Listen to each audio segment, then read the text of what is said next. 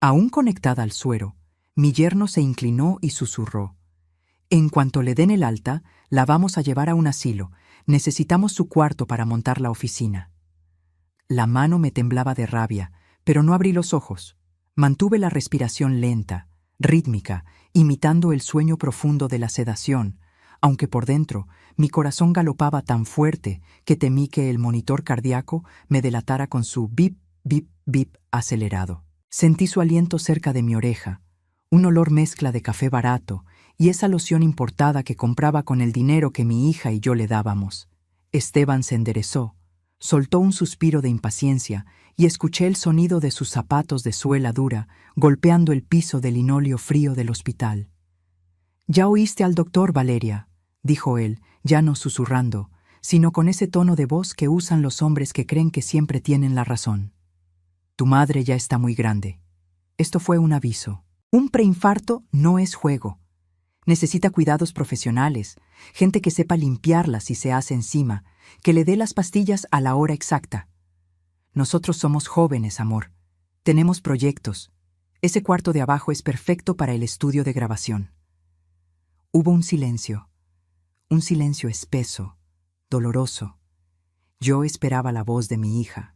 Esperaba que Valeria, mi niña, la que yo cargué en brazos cuando su padre nos abandonó, la que vestí con los mejores vestidos que mis manos de costurera pudieron fabricar, saltara como una leona a defenderme. «Pero Esteban, es su casa», murmuró ella. Su voz sonaba pequeña, rota, como cuando tenía 5 años y rompía un plato.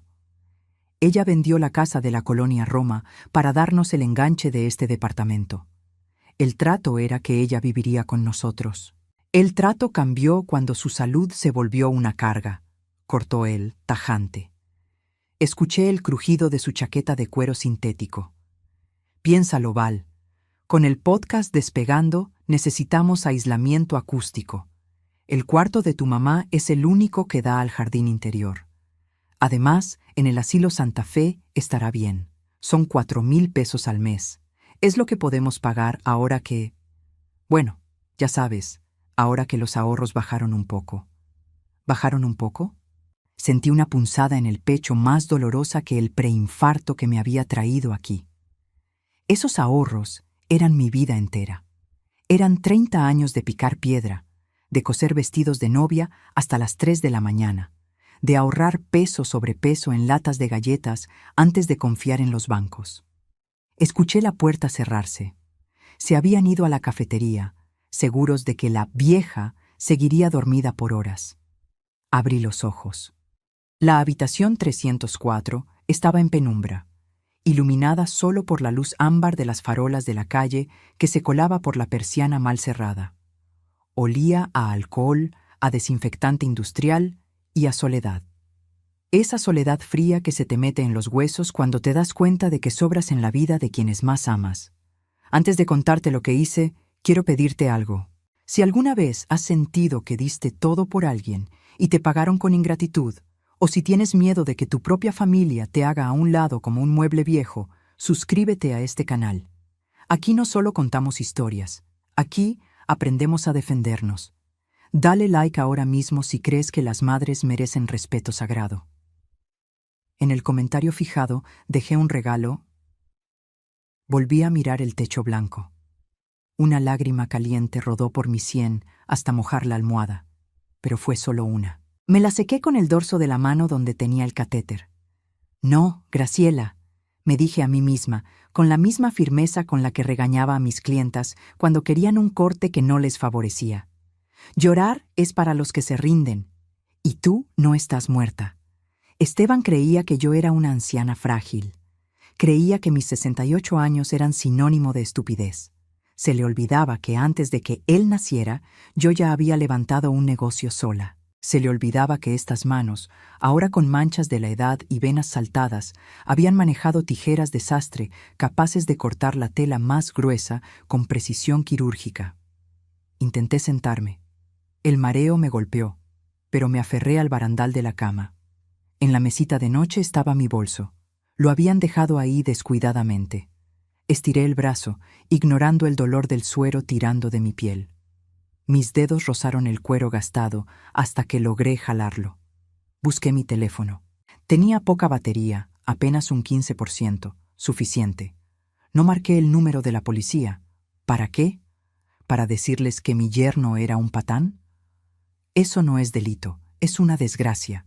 Tampoco llamé a mi comadre Lupe, porque ella solo me diría, «Ay, pobrecita», y se pondría a rezar el rosario. Yo no necesitaba rezos. Necesitaba artillería pesada. Busqué en la agenda un nombre que no marcaba hacía años. Un nombre que mi propio yerno temía pronunciar. Matilde. Rancho Norte. Matilde. La madre de Esteban. Ella y yo nunca fuimos amigas. Ella era una mujer de campo, de esas del norte, de Sinaloa. Recia, de botas y sombrero, dueña de tierras y ganado. Siempre me miró con cierta distancia, porque yo era de ciudad, demasiado suave para su gusto. Pero había algo que Matilde odiaba más que a la gente de ciudad, a los huevones y a los traidores. El teléfono timbró una vez, 2 veces, 3 veces. «¿Bueno?», contestó una voz ronca, seca, como el sonido de la grava. Se escuchaba ruido de viento y mugidos de fondo. «Matilde, soy Graciela». Mi voz salió más firme de lo que esperaba. Hubo un silencio al otro lado. «Graciela, son las 8 de la noche. Si me llamas para decirme que mi hijo necesita dinero otra vez, te cuelgo ahorita mismo». Ya cerré la llave. Cerré los ojos y respiré hondo. Sabía qué botón apretar. «No te llamo por dinero, mujer. Te llamo porque tu hijo ya me enterró, pero se le olvidó que sigo respirando». «¿De qué hablas?». El tono de Matilde cambió. Ya no era molestia, era alerta. «Estoy en el hospital, un susto del corazón, y acabo de escuchar a tu hijo, a mi yerno Esteban, decirle a mi Valeria que en cuanto salga de aquí me van a meter a un asilo de mala muerte. Dice que necesita mi recámara para montar una oficina para su podcast. Y lo peor, Matilde, dice que lo van a pagar con mis ahorros porque los de él ya no existen». Escuché un golpe seco al otro lado de la línea, como si alguien hubiera dado un manotazo en una mesa de madera maciza. ¿Ese inútil dijo eso? Lo dijo. Y Valeria agachó la cabeza. La respiración de Matilde se escuchaba agitada a través del auricular. Yo sabía que ella era una mujer de honor antiguo, de esas que creen que la madre es sagrada, aunque la madre sea la suegra. «Graciela, escúchame bien», dijo Matilde, y su voz bajó un tono, volviéndose peligrosamente tranquila. «No firmes nada, no te mueras, y sobre todo, no les digas que hablaste conmigo». «¿Qué vas a hacer?», pregunté, sintiendo por primera vez en horas que no estaba sola en esa trinchera. «Voy para allá. El camión sale en 1 hora. Voy a ir a ver lo que crié. Y si es cierto lo que me dices, Dios lo agarre confesado, porque yo no lo voy a perdonar. Matilde, la detuve antes de que colgara. Trae ropa negra». «¿Por qué? ¿Ya te sientes tan mal?». «No», respondí, mirando mi reflejo pálido en la pantalla apagada del televisor frente a mí. «Porque vamos a ir a un funeral, el funeral de la buena vida de tu hijo». Colgué justo cuando la perilla de la puerta giró. Era la enfermera. Rápidamente escondí el celular bajo la sábana y cerré los ojos, volviendo a mi papel de anciana moribunda. Pero bajo las sábanas, mis manos ya no temblaban. Ahora estaban cerradas en puños.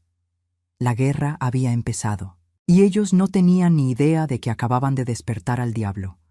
Pero lo que sucedió cuando regresé a casa, eso fue peor que cualquier dolor físico, porque una cosa es escuchar la traición en un hospital, y otra muy distinta es verla en tu propia sala.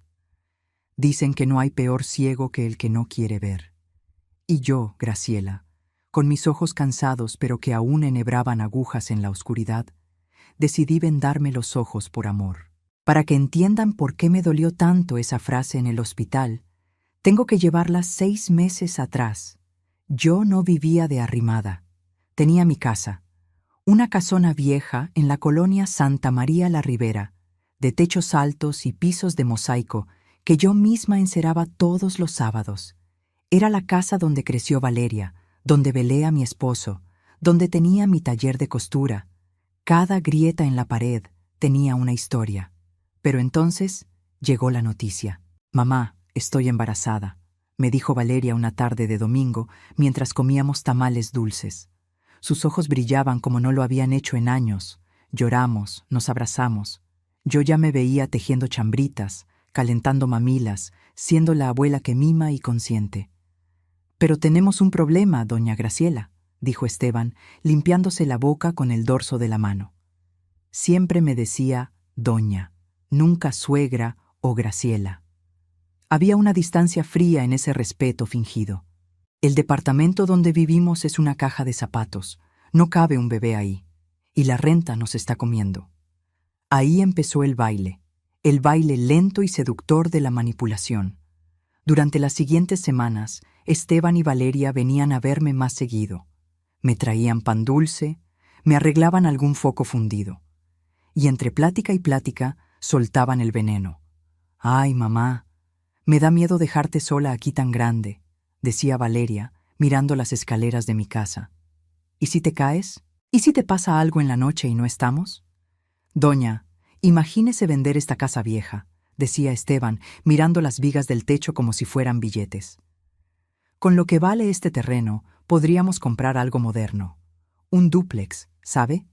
Usted abajo, sin escaleras, con su propio jardín. Nosotros arriba. Juntos, pero no revueltos. Nunca más estaría sola. Nunca más estaría sola». Esa frase es la llave maestra para abrir el corazón de cualquier viuda. El miedo a la soledad es más fuerte que el miedo a la muerte. Y caí. Vendí mi casa. 3 millones de pesos. Cuando firmé la escritura ante el notario, sentí que estaba firmando mi sentencia, pero miré la panza de mi hija, que apenas empezaba a notarse, y pensé, es por ellos, es por mi nieto. «Todo va a estar bien, mami», me prometió Valeria, besándome la mejilla. Compramos una casa en un fraccionamiento nuevo, a las afueras de la ciudad. Residencial Los Álamos, se llamaba. Nombres elegantes para casas de paredes delgadas. El trato era claro. Yo pagaba el 70% de la casa. Ellos pondrían el resto con un crédito. La planta baja sería mía.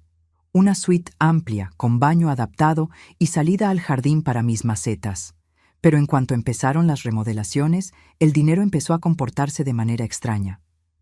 «Oiga, doña», me dijo Esteban un día, con planos en la mano. «Fíjese que el arquitecto dice que para su baño necesitamos tubería especial alemana, carísima.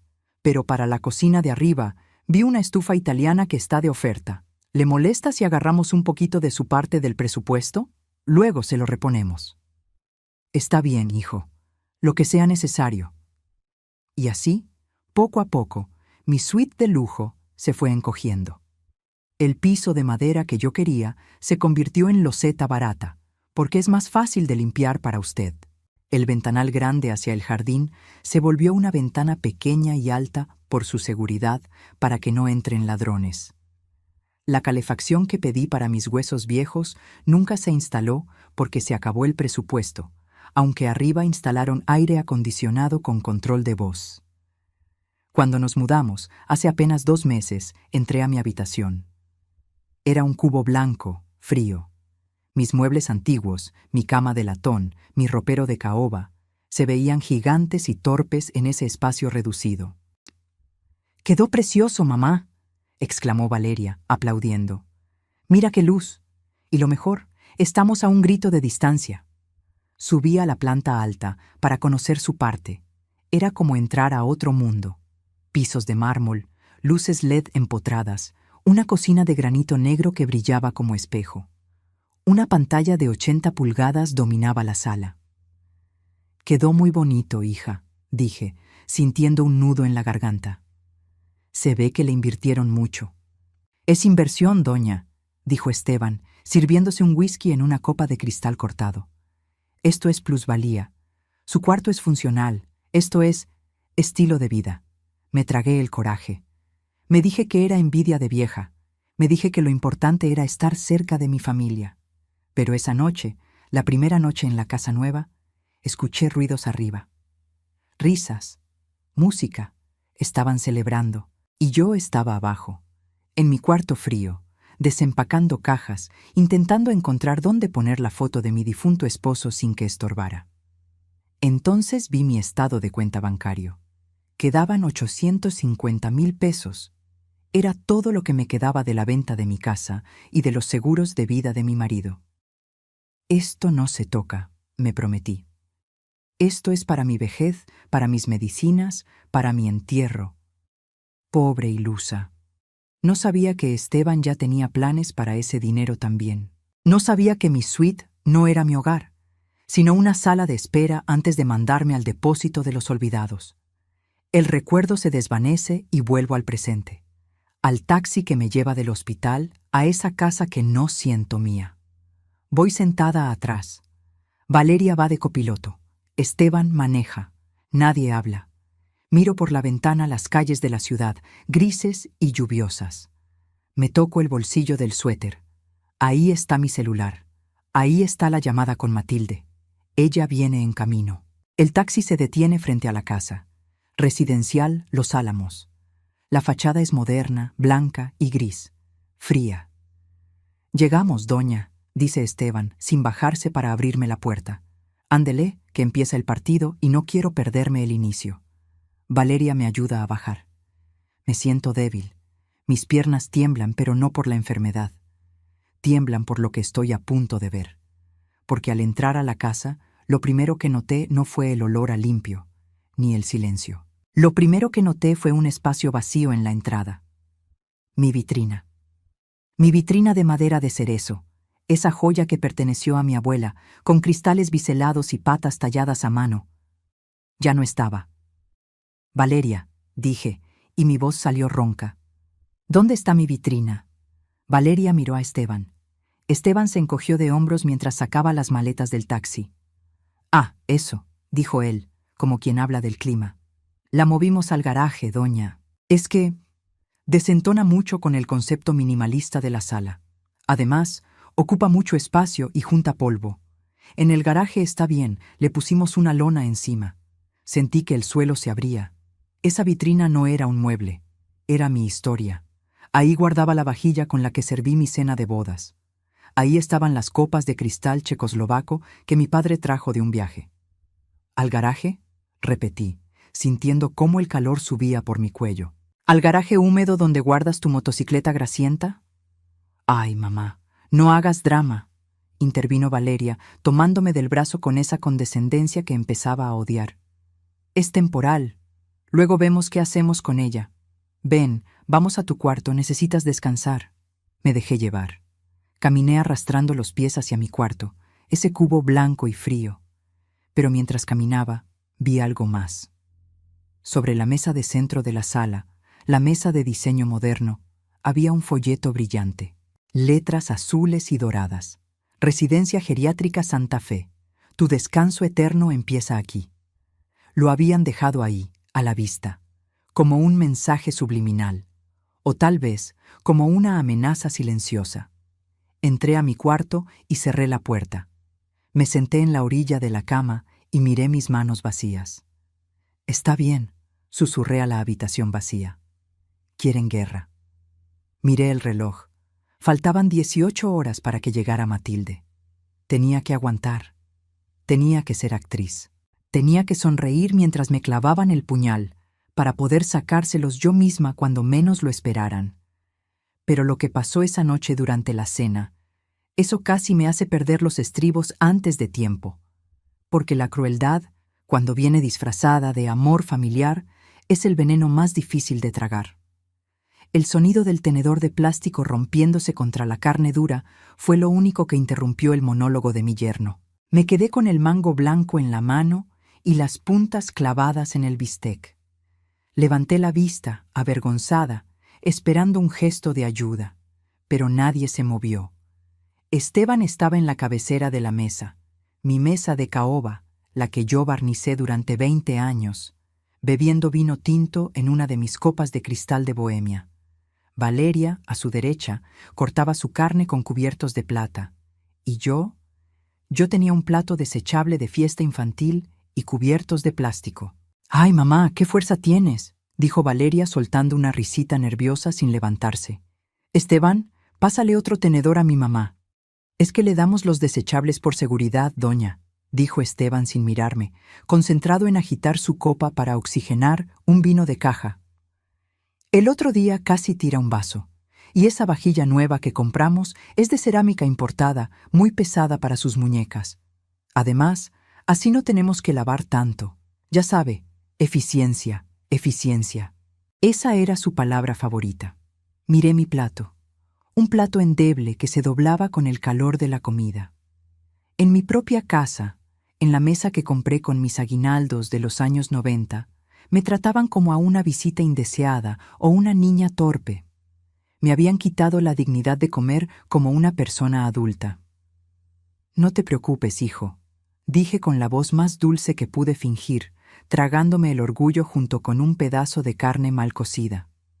Tienes razón. Mis manos ya no son lo que eran. Mejor que no toque las cosas bonitas.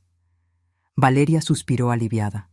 Esteban sonrió, satisfecho con mi sumisión. Creyeron que me había rendido. No sabían que estaba memorizando cada detalle para contárselo a Matilde. La cena continuó. Esteban no paraba de hablar. No hablaba con nosotras, hablaba hacia nosotras, como si fuéramos su público. Val, en serio, el proyecto del podcast Mentes Alfa va a explotar este mes, decía, gesticulando con el tenedor de plata. Pero necesito el espacio ya. El eco en la sala es terrible. Necesito el cuarto de abajo. Ahí la acústica es perfecta para aislar el sonido. Sentí un frío en el estómago. Estaban hablando de mi cuarto, conmigo presente, como si yo fuera un mueble que estorba la remodelación. Pero Esteban, mi mamá acaba de salir del hospital, intentó decir Valeria, aunque su voz temblaba. Exacto, interrumpió él, golpeando la mesa. Por eso el asilo es la mejor opción. Mira, doña Graciela, se dirigió a mí, mirándome como quien le explica física cuántica a un perro. Usted necesita paz. Aquí hay mucho ruido, mucho estrés de negocios. En Santa Fe va a tener enfermeras, bingo, clases de macramé. Va a estar con gente de su velocidad. Apreté el puño bajo la mesa. ¿Mi velocidad? Mi velocidad había pagado esta casa. Mi velocidad había criado a su esposa. Suena interesante. Mentí. Levanté la vista y lo miré a los ojos, con esa mirada de anciana despistada que estaba perfeccionando. Pero, mijo, ¿no es muy caro? Yo ya no tengo mucho dinero después de lo de la casa. Esteban y Valeria intercambiaron una mirada rápida. Una mirada de complicidad culposa. Del dinero no se preocupe, suegra, dijo él volviendo a llenar su copa. Nosotros nos encargamos de administrar eso. Usted solo dedíquese a descansar, administrar. Otra palabra elegante para decir robar. Terminamos de cenar. Valeria recogió los platos. Los de ellos fueron al lavavajillas silencioso. El mío, con los restos de comida, fue directo al bote de basura. Sentí que una parte de mí se iba ahí también. Vaya a descansar, doña, me dijo Esteban, sacando su celular. Yo me quedo aquí haciendo unas llamadas importantes con inversionistas de Monterrey. Me levanté despacio, apoyándome en las sillas. Buenas noches, hijos, que descansen. Caminé hacia mi cuarto, ese cubo helado en la planta baja. Cerré la puerta y le puse el seguro, aunque sabía que ellos tenían la llave maestra. Me senté en la cama, sin prender la luz. Mi respiración estaba agitada. La humillación de los platos de plástico me ardía en la garganta más que el ácido del estómago. Pero entonces escuché algo. Las paredes de estas casas modernas son delgadas, puro panel de yeso, y mi cuarto estaba justo debajo de donde Esteban se había quedado sentado. Escuché el arrastrar de una silla, y luego su voz. No la voz impostada de hombre de negocios, sino una voz diferente, ansiosa, suplicante. Me quité los zapatos para no hacer ruido. Me acerqué a la rejilla de ventilación que conectaba con la sala.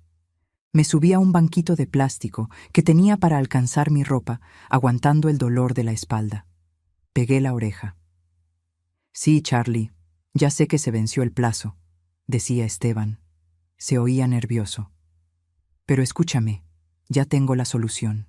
La vieja ya firmó el alta. En cuanto la metamos al asilo, vendo la camioneta de ella y saco lo que queda de la cuenta mancomunada. Sí, güey, son como 800 bolas, 800,000 pesos. No, ella no se entera, está senil, le doy cualquier papel y firma. Sí, te pago los intereses del préstamo, pero no me mandes a los cobradores a la casa, que mi vieja se asusta. Me tapé la boca con ambas manos para ahogar un grito.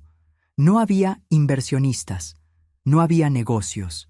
Esteban debía dinero, mucho dinero, y me iba a usar a mí para pagar sus deudas de juego o de estafas o de lo que fuera que hacía. Está senil. Le doy cualquier papel y firma. Bajé del banquito temblando. Me senté en el suelo frío, abrazando mis rodillas. Sentí miedo, sí, un miedo terrorífico, porque estaba durmiendo bajo el mismo techo que un hombre desesperado capaz de todo. Pero luego miré mi reflejo en el espejo del ropero.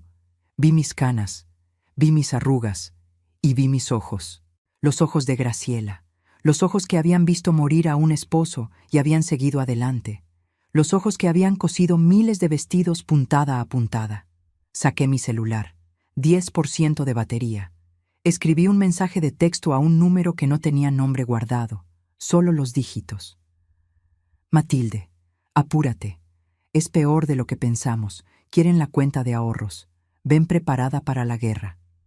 La respuesta llegó un minuto después, corta, seca, como un disparo. Llego mañana a las 7 a.m. No les abras la puerta tú. Yo tengo llave. ¿Llave? ¿Cómo tenía Matilde llave? Entonces recordé que hace un año, cuando Valeria y Esteban se casaron, le dieron un juego de llaves por cortesía, sabiendo que ella vivía a 1000 kilómetros y nunca vendría. Grave error. Esa noche no dormí. Me quedé sentada en la oscuridad, escuchando los pasos de Esteban arriba, caminando de un lado a otro como un león enjaulado. Él creía que caminaba sobre su reino. No sabía que estaba caminando sobre una trampa. Y mañana la trampa se iba a cerrar. Si alguna vez has descubierto una mentira que te heló la sangre, déjame decirte algo. El conocimiento es poder. No enfrentes al enemigo cuando estás débil. Espera, acumula pruebas. Y cuando menos lo esperen, ataca. Si quieres saber cómo entra la generala a poner orden, no te muevas, porque lo que Matilde traía en su maleta no era ropa. Era dinamita pura. A las 6:58 de la mañana, la casa estaba tan silenciosa que se podía escuchar el zumbido del refrigerador inteligente de 40,000 pesos que mi yerno compró a crédito. Yo ya estaba vestida. No había pegado el ojo en toda la noche, sentada en la orilla de mi cama, con las manos entrelazadas sobre el regazo, esperando. Me puse mi mejor suéter, uno azul marino que tejí hace años, y me peiné el cabello blanco en un chongo impecable. Si iba a ver el comienzo del fin de Esteban, iba a hacerlo con dignidad. Arriba, el silencio era absoluto. Los emprendedores, como se hacían llamar, seguían dormidos. A ellos les gustaba levantarse a las 10, con calma, porque según Esteban, las grandes ideas necesitan descanso. Miré el reloj de pared. 7:00 a.m. en punto. No sonó el timbre. Lo que se escuchó fue mucho más aterrador para quien tiene cola que le pisen. El sonido metálico de una llave girando en la cerradura principal. ¡Crack! ¡Crack! El seguro se botó con un golpe seco que resonó en la sala vacía como un disparo. La puerta pesada se abrió y entró una ráfaga de viento frío y olor a lluvia. Y con el viento entró ella. Doña Matilde. No venía como una abuelita que visita a sus nietos. Venía como un general pasando revista a las tropas. Llevaba unas botas de piel de avestruz gastadas por el trabajo, jeans oscuros y una chamarra de mezclilla gruesa. Su cabello gris, corto y práctico, estaba cubierto por un rebozo negro, señal de luto o de guerra. Aún no lo sabía. Traía 2 maletas, una de cuero viejo y otra que parecía una caja de herramientas. Salí de mi cuarto despacio, arrastrando un poco los pies para mantener mi papel. Matilde, susurré. Ella cerró la puerta detrás de sí con firmeza. Se quitó los lentes oscuros y me clavó esa mirada suya, color café oscuro, que te leía hasta los pecados. Graciela, dijo, asintiendo levemente con la cabeza. No hubo abrazos, no hubo lágrimas, solo un reconocimiento mutuo, como dos soldados que se encuentran en la trinchera. Te ves pálida. Y tú te ves decidida. ¿Están arriba?, preguntó, señalando el techo con la barbilla. Asentí. Matilde soltó las maletas en el piso de mármol. El ruido pum retumbó en toda la casa. «¡Buenos días!», gritó Matilde con una voz que debió haber despertado hasta a los vecinos de la otra cuadra. No era un grito histérico. Era un vozarrón de mando, de quien está acostumbrada a gritarle al ganado en medio del monte. Se escucharon golpes arriba, pasos apresurados, algo cayéndose. Un minuto después, Esteban apareció en lo alto de la escalera. Estaba en calzoncillos y una camiseta vieja, con el cabello parado y los ojos hinchados por el vino de la noche anterior. Valeria asomó la cabeza detrás de él, envuelta en una bata de seda, pálida como un fantasma. «¿Mamá?». La voz de Esteban salió aguda, temblorosa. «¿Qué haces aquí? Casi me da un infarto». Matilde se cruzó de brazos y miró hacia arriba. Lo escaneó de pies a cabeza con una mueca de disgusto absoluto. «Vine a ver tu imperio, mijo», dijo ella, con un sarcasmo que cortaba. «Y lo primero que veo es a un hombre de 35 años en calzones a las 7 de la mañana, mientras su suegra enferma ya está de pie». Bonita imagen de éxito. Esteban bajó corriendo las escaleras, casi tropezando, intentando taparse con las manos. «No, es que...». «No avisaste, ma. Si hubiera sabido que venías, voy por ti a la central». «¿Pasó algo en el rancho? ¿Estás bien?». Se acercó para abrazarla, pero Matilde dio un paso atrás, esquivándolo con elegancia. «Estoy perfectamente, Esteban. Mejor que tú, por lo que veo». Matilde pasó un dedo por la mesa de la entrada, donde debería estar mi vitrina, y miró el polvo en su yema. «Vine porque tuve un sueño. Soñé que mi familia me necesitaba, y yo siempre le hago caso a mis sueños». Valeria bajó las escaleras, arreglándose la bata, con esa sonrisa falsa que usan las nueras nerviosas. «Suegra, qué sorpresa tan bonita. Bienvenida a su casa». «Gracias, hija», respondió Matilde, pero su tono era frío. «Aunque veo que esta casa tiene poco de hogar y mucho de oficina vacía». Matilde caminó hacia la sala. Sus botas hacían un ruido pesado sobre el mármol, un sonido de autoridad. Tac, tac, tac. Se detuvo frente al garaje. La puerta que conectaba la cocina con el garaje estaba entreabierta. Desde ahí se veía la lona azul cubriendo un bulto grande. «¿Qué hay ahí?», preguntó Matilde señalando con el dedo índice. Esteban palideció. Cosas viejas, mamá. Trastos. Ya sabes, estamos depurando energías». «Cosas viejas», repitió Matilde. Giró la cabeza lentamente y me miró. Yo bajé la vista, mordiéndome el labio, actuando la vergüenza. «Graciela, ¿me sirves un café? Vengo de viajar 10 horas y necesito despertar bien para lo que tengo que hacer». «Claro, Matilde. Siéntate», dije, dirigiéndome a la cocina. «No», interrumpió Valeria rápidamente. «Mamá, tú siéntate. Estás convaleciente. Yo lo sirvo». «Esteban, ayuda a tu mamá con las maletas. Llévalas al cuarto de huéspedes de arriba». «No», cortó Matilde, y su voz fue como un latigazo. «No voy a subir escaleras. Me duelen las rodillas. Me quedaré abajo». Hubo un silencio tenso. El único cuarto abajo era el mío. El cuarto pequeño.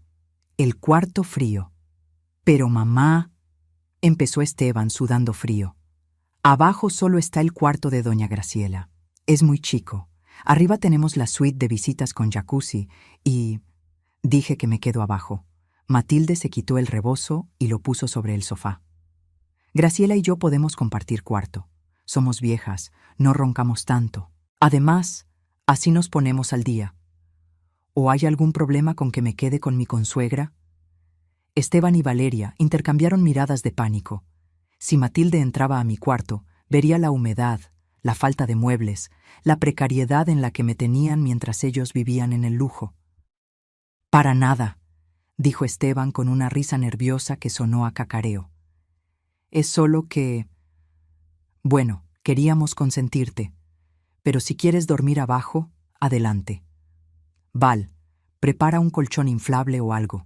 «No hace falta», dije yo, suavemente. «Matilde puede dormir en mi cama. Yo duermo en el sillón reclinable. Total, ya casi no duermo». Matilde me miró, y por un segundo vi un destello de furia en sus ojos. No contra mí, sino por lo que acababa de escuchar, que yo estaba dispuesta a dormir en un sillón en mi propia casa. «Nadie va a dormir en el sillón», sentenció Matilde. «Ahora, ese café. Y Esteban, vístete, tienes visita, y tenemos que hablar de negocios». «¿Negocios?». Los ojos de Esteban se iluminaron. La codicia reemplazó al miedo en un instante. Él pensó: «Mi madre vendió ganado, trae dinero. Claro, mamá, me doy un regaderazo y bajamos a desayunar. Te voy a presentar el proyecto del podcast, te va a encantar. Es el futuro». Esteban subió corriendo las escaleras, pensando que la suerte le sonreía. Valeria fue a la cocina. Me quedé sola con Matilde en la sala. Ella se acercó a mí, me tomó de las manos. Sus manos eran ásperas, calientes, fuertes. «Tranquila», susurró, tan bajo que apenas la oí. «Ya vi la vitrina en el garaje, Graciela. La vi cuando entré. Trataron a tu abuela como basura». Apretó mis manos con fuerza. «Déjalos que crean que soy una vieja rica e ingenua que viene a invertir. Vamos a darles cuerda para que se ahorquen solos. Hoy cenamos, Graciela, pero ellos van a ser el plato fuerte». Sentí un escalofrío. No de miedo, sino de adrenalina. La generala había tomado el mando, y el enemigo estaba arriba, bañándose con agua caliente, creyendo que había ganado la lotería, sin saber que acababa de invitar a su verdugo a la mesa. Pero lo que descubrimos esa tarde, cuando Esteban bajó la guardia, eso superó incluso lo que yo había imaginado. El plan de Esteban no era solo quitarme el dinero, era algo mucho más oscuro. Nunca subestimes la capacidad de un hombre mediocre para creerse un genio, especialmente cuando huele dinero. Esa noche, Esteban transformó mi comedor en una sala de juntas barata. Había movido la mesa, colocado un proyector portátil apuntando a la pared blanca inmaculada y vestía un saco azul brillante que le quedaba un poco apretado de la espalda. Valeria había cocinado. Bueno, había calentado lasaña congelada del supermercado y la había servido en la vajilla buena, esa que a mí me tenían prohibida. Matilde y yo nos sentamos juntas en el sofá, ella con su postura de estatua de piedra, yo con las manos cruzadas, actuando mi papel de viejecita confundida. «Mamá, doña Graciela, gracias por su atención», empezó Esteban, de pie junto a la proyección. En la pared apareció una diapositiva con letras gigantes. «Proyecto Alfa. El futuro es hoy». Casi me río. Pero me mordí la lengua hasta sentir el sabor a hierro de la sangre. «Mamá», dijo Esteban dirigiendo su mirada brillante hacia Matilde, «sé que el rancho da dinero, pero el campo es el pasado. El futuro es digital. Mi podcast, Mentalidad de Tiburón, ya tiene 100 seguidores. 100. Pero para escalar necesito equipo profesional, micrófonos, consolas, insonorización». Hizo una pausa dramática, como si esperara aplausos. Solo se escuchó el zumbido del ventilador del proyector. «¿Y cuánto cuesta ese futuro?», preguntó Matilde con una calma que daba miedo. «Una inversión inicial de 200,000 pesos», soltó Esteban rápido. «Y el espacio físico. Necesito un estudio». Cambió la diapositiva. Apareció un plano de la casa. Un círculo rojo marcaba mi habitación. La habitación de la planta baja. «Aquí es donde entra el tema delicado», dijo Esteban, bajando la voz y poniendo cara de circunstancias, esa cara falsa de político en campaña. «Val y yo estamos muy preocupados por doña Graciela». Valeria, sentada en una silla lateral, Bajó la cabeza y se puso a jugar con un hilo suelto de su vestido. No se atrevía a mirarme.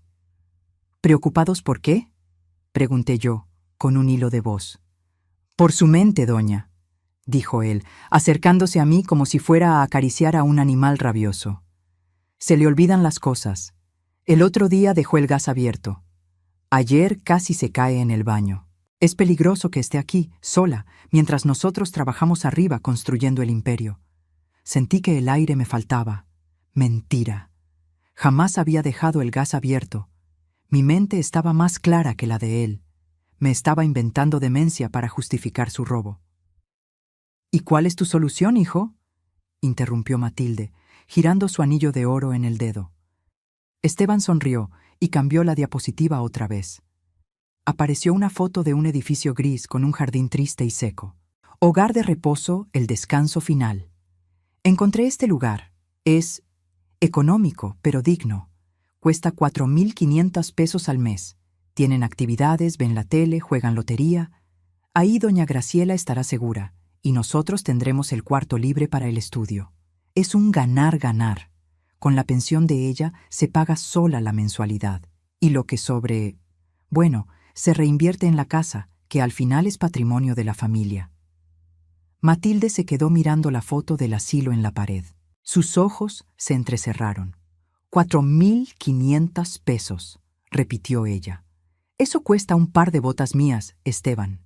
¿Me estás diciendo que vas a meter a la madre de tu esposa en un lugar que cuesta lo mismo que unas botas? Esteban titubeó un segundo, sintiendo el cambio en el aire, pero su avaricia lo cegó. Es temporal, mamá.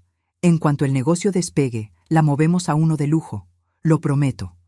Pero ahorita necesitamos liquidez, necesito capitalizar los activos. Y doña Graciela, ella ya vivió lo que tenía que vivir, ¿no? Ahora nos toca a nosotros. Hubo un silencio sepulcral. Yo miré a mi hija, a mi Valeria. Ella sabía que yo no estaba loca.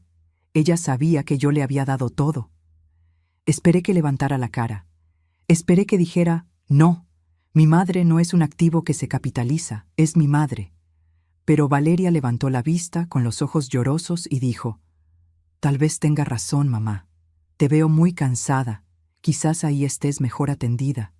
Esteban dice que es lo mejor para todos. Ese fue el momento exacto en que mi corazón se rompió. No fue el yerno ambicioso, fue la hija cobarde. La traición de la sangre duele más porque viene de adentro. Matilde se levantó despacio del sofá. Caminó hacia la mesa donde estaban los papeles del proyecto. Tomó el folleto del asilo con 2 dedos, como si fuera algo sucio. ¿Así que este es el plan?, preguntó Matilde, mirando a Esteban. Sacas a la vieja, tomas su cuarto, agarras sus últimos centavos y montas tu show de radio. Es un podcast, mamá. Y sí, es estrategia de negocios. Tú siempre dices que hay que ser duros para tener éxito en el rancho. Estoy siendo duro. Estoy tomando decisiones difíciles. Matilde soltó una risa seca, una sola carcajada corta. «Ja, hijo», dijo ella, acercándose a él hasta quedar cara a cara. Aunque él era más alto, ella se veía inmensa. «Yo soy dura con las plagas que atacan mi cosecha. Soy dura con los coyotes que se comen a mis becerros. Pero nunca, escúchame bien, nunca he vendido a mi familia por 4 pesos». Esteban retrocedió un paso, confundido. «¿De qué hablas? Te estoy pidiendo que inviertas conmigo. Si tú pones la mitad, no tenemos que tocar los ahorros de doña Graciela todavía». ¿Invertir? Matilde sacó de su bolsillo un sobre grueso de papel manila que yo no había visto antes. Tienes razón. Vamos a hablar de dinero, porque antes de invertir en tu futuro, me puse a investigar tu presente. Lanzó el sobre la mesa. Se deslizó hasta chocar con la copa de vino de Esteban, derramando el líquido rojo sobre el mantel blanco como una mancha de sangre que se extendía. «¿Qué es esto?», preguntó Valeria, asustada, poniéndose de pie. «Ábrelo», ordenó Matilde. «Léelo en voz alta, nuera, para que veas con qué clase de tiburón te casaste». Valeria tomó el sobre con manos temblorosas. Sacó unos documentos con sellos oficiales. Yo contuve la respiración. Matilde no había venido solo a regañar. Había venido armada. Es una notificación del banco, leyó Valeria, y su voz se fue apagando. Aviso de embargo precautorio. Deuda acumulada. 550,000 pesos en tarjetas de crédito y préstamos personales. Valeria soltó el papel como si quemara. Miró a Esteban con horror. ¿500,000 pesos, Esteban?, susurró ella. Me dijiste que debíamos 40,000. Me dijiste que el dinero de mi mamá estaba seguro en la cuenta mancomunada. Esteban estaba pálido, sudando a chorros. Es un error. Son deudas viejas de cuando intenté el negocio de los bitcoins. Lo tenía controlado, gritó, mirando a su madre con desesperación.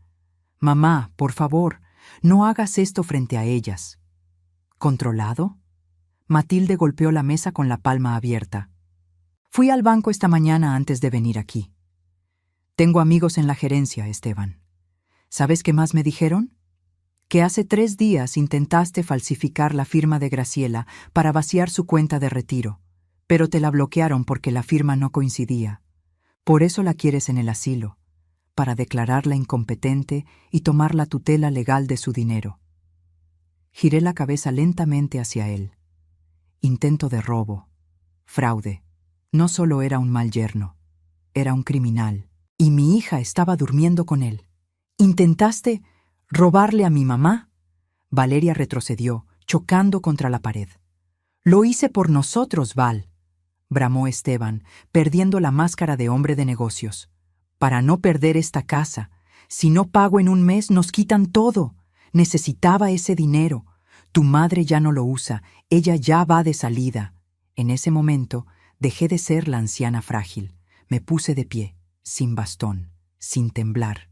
Sentí una fuerza que subía desde mis pies, la fuerza de todas las mujeres de mi linaje que habían aguantado hombres como él.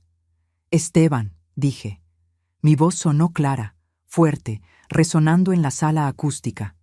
Yo iré de salida, pero tú ya no tienes dónde esconderte.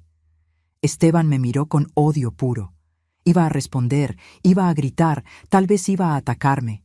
Dio un paso hacia mí con los puños cerrados, pero Matilde se interpuso, rápida como una víbora. Metió la mano en su chamarra y sacó algo que hizo que el tiempo se detuviera en esa sala. No era un arma, era algo peor para un hombre como Esteban. Era un cheque. Tengo aquí el cheque para pagar tu deuda total, Esteban, dijo Matilde, sosteniendo el papel en el aire. Puedo salvarte de la cárcel. Puedo salvarte del embargo. Los ojos de Esteban brillaron con esperanza. Cayó de rodillas, literalmente de rodillas, frente a su madre. Gracias, mamá. Sabía que no me dejarías caer. Te juro que te lo voy a pagar. Oh, sí, dijo Matilde, y una sonrisa fría, terrible, curvó sus labios. Me lo vas a pagar, pero no con dinero. Rompió el cheque en 2 pedazos, luego en 4, y dejó caer los papelitos sobre la cabeza de su hijo como si fuera confeti en una fiesta macabra. Yo compré tu deuda al banco, imbécil, ahora tu acreedora soy yo. Y yo no cobro intereses en pesos, yo cobro en sudor. El silencio que siguió fue absoluto. Esteban miraba los pedazos de papel en el suelo, sin entender. Valeria lloraba en silencio en una esquina. Matilde se giró hacia mí y me guiñó un ojo. El primer acto había terminado. Ahora venía la sentencia. Mañana a primera hora, dijo Matilde, nos vamos todos al rancho. Se acabaron los podcasts. Se acabó la buena vida. Si quieres comer, Esteban, vas a tener que aprender a usar una pala. Pero lo que Valeria haría a continuación, eso fue lo que realmente selló el destino de esta familia.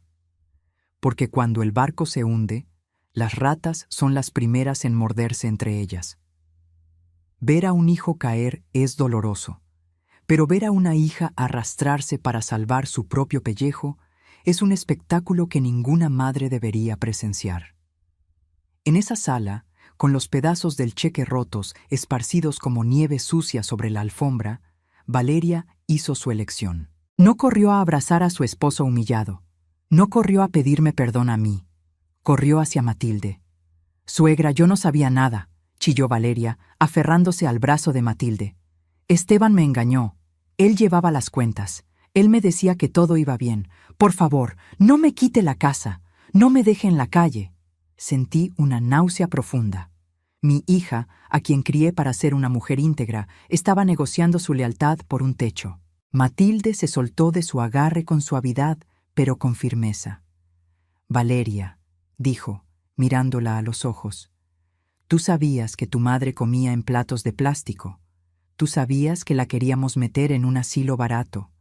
Tal vez no sabías de la deuda del banco, pero sabías de la deuda moral. Y esa, mijita, es la que más cuesta pagar. Me acerqué a ellas. Valeria me miró, esperando que yo la salvara, como siempre, que sacara la cartera, que vendiera otra cosa, que me sacrificara.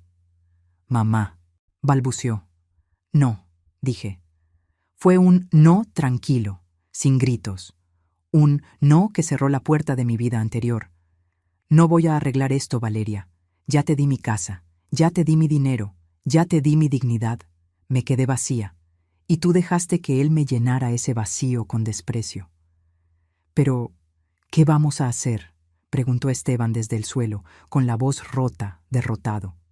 Ustedes van a hacer maletas, ordenó Matilde. Tienen 2 horas.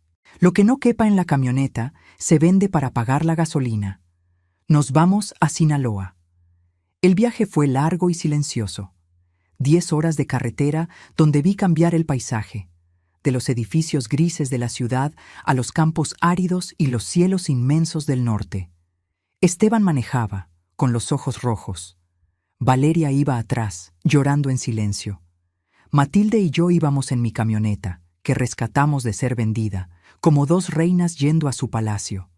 Al llegar al rancho La Esperanza, el sol nos golpeó la cara. No era un lugar de descanso vacacional, era un rancho de trabajo. Olía a estiércol, a tierra mojada y a sudor. Bienvenidos a su nueva oficina, dijo Matilde al bajar. Un capataz, un hombre moreno y fuerte llamado Don Chuy, se acercó. Patrona, ¿estos son los nuevos peones?, preguntó, mirando los zapatos de diseñador de Esteban con burla. Así es, Chuy. Él es Esteban, se encargará de las porquerizas. Necesito que limpie los corrales de los cerdos todos los días antes del amanecer. Y ella, señaló a Valeria, ella ayudará en la cocina comunitaria, a pelar papas y lavar ollas. Nada de lavavajillas, todo a mano. Mamá, no puedes hacerme esto, gritó Esteban. Soy licenciado en marketing. Tengo alergia al polvo. Matilde se acercó a él y le puso una mano en el hombro.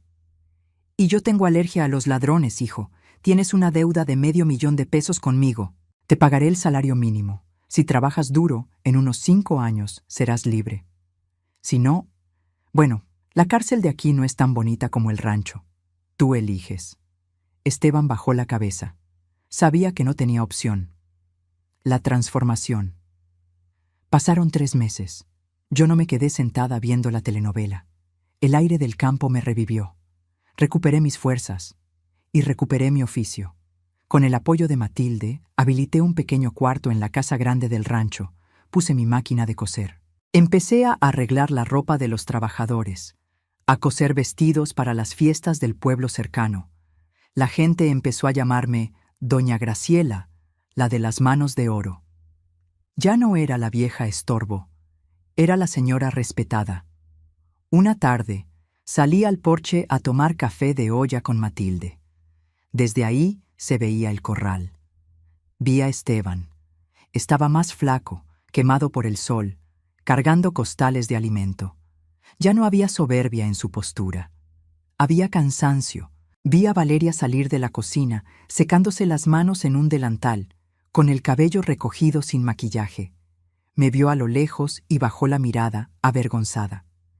¿Te da lástima?, me preguntó Matilde, siguiendo mi mirada. Tomé un sorbo de café. El sabor a canela y piloncillo llenó mi boca. Me da tristeza, respondí, pero no lástima. Están aprendiendo lo que nunca les enseñé, el valor de ganarse el pan. Les estamos haciendo un favor, Matilde. Los estamos haciendo hombres y mujeres de verdad, aunque sea a la fuerza. ¿Y tú, Graciela?, preguntó ella. ¿Qué vas a hacer cuando recuperes tus ahorros? Porque te aviso que la cosecha de tomate viene buena, y te voy a dar tu parte por las costuras. Sonreí, una sonrisa verdadera que me llegó a los ojos. Me voy a ir de viaje, dije. Siempre quise conocer Chiapas, o tal vez Italia. No sé, pero me voy a ir yo sola o con amigas, y voy a comprarme una vajilla nueva, una que solo yo use, y si se rompe un plato, me reiré y compraré otro, porque ahora sé que lo único que no se puede romper es mi voluntad. Cierre. Esa noche, antes de dormir, saqué mi celular. Tenía una foto de mi antigua casa, esa casa fría y minimalista de la ciudad. La borré.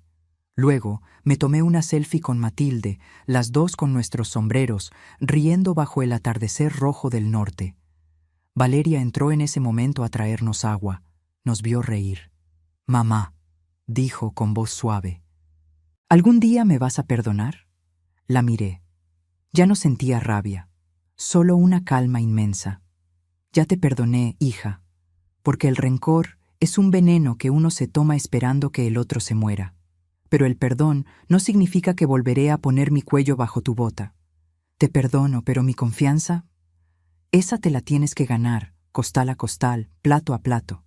Valeria asintió, llorando, y se retiró. Me acosté en mi cama, una cama grande, firme y cálida. Cerré los ojos, y por primera vez en años, no soñé que me caía al vacío. Soñé que volaba. A veces, la vida te quita todo para que te des cuenta de que lo único que necesitabas era a ti misma. No permitas que nadie, ni siquiera tu propia sangre, te haga sentir que sobras en este mundo. Si tienes canas, son tu corona, no tu fecha de caducidad. Y recuerda, la verdadera riqueza no está en lo que posees, sino en lo que no permites que te quiten, tu dignidad. Muchas me escriben diciendo, yo también me quedé callada. Por eso dejé un detalle en el comentario fijado, por si te acompaña.